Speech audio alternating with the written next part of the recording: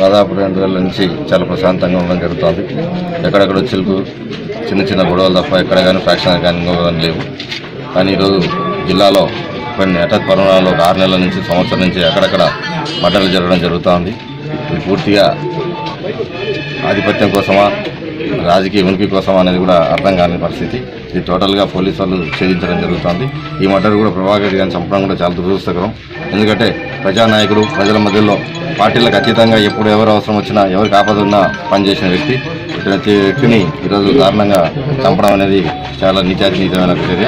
దీని మీద ఎవరున్నా కూడా పోలీసు వారితో ప్రభాకర్ గారు ఉన్నారు అన్ని చర్యలు తీసుకొని వాళ్ళ మీద కఠిన చర్యలు తీసుకోవాలని కోరుతున్నాం. సాయంకాలం 7-7:30 మధ్యలో వాకింగ్ పోయింటే ప్రభాకర్ రెడ్డి శ్రీనివాస్ రెడ్డి ఇద్దరిని మర్డర్ చేయడం జరిగింది. అవన్నీ కూడా పోలీసు వాళ్ళు విచారిస్తున్నారు. వాస్తవంగా ఎవరు ఏందన్నది త్వరగా తెలుస్తుంది. ఈరోజు కానీ రేపు పొద్దున కానీ విషయాలన్నీ బయటపడతాయి. కాబట్టి ఇది ఏంటంటే కొంత రాజకీయ కోణంలో కూడా ఆలోచన చేస్తున్నాం. ఎందుకు జరిగిందనేది మేము కూడా విశ్లేషణ చేసుకోలేకపోతున్నాం. కానీ ఇది జరగడం మాత్రం చాలా దురదృష్టకరం. ఎందుకంటే తాలూకాలో కూడా ఇప్పుడు చాలా పీస్ఫుల్గా ఉంది. ఇప్పుడు అట్లనే మెయింటైన్ చేయాలనుకున్నాం. దీంట్లో మాత్రం ఎవరిదన్నా పాత్ర ఉందని మాత్రం తెలిస్తే మాత్రం ఎవరిని కూడా వదిలిపెట్టేది ఉండదు. ఎవరికి కూడా అంతవరకు మాత్రం డెఫినెట్గా చెప్తున్నాం.